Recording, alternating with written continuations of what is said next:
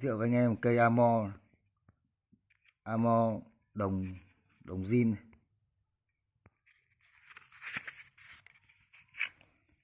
Cây Amo này có chủ đề về phượng hoàng, khắc almond acid rất là sắc nét. Cây này sản xuất ở tháng 6 năm 2022, tháng 6 2022 này. Mộc ngược nha các bạn nhé. Những cái dòng mộc ngược này cũng khá là ít so với những cái mộc thông thường, mộc dọc ngược. Amo khắc phượng hoàng, khắc 4 mặt, rất là sắc nét.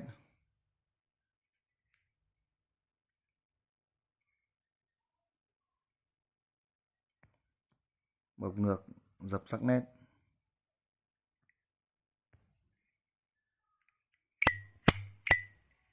Ruột vàng chặt không chồi.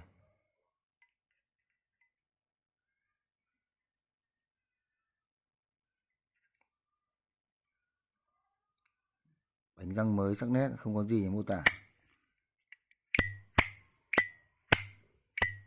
Tiếng mở nắp khá là hay.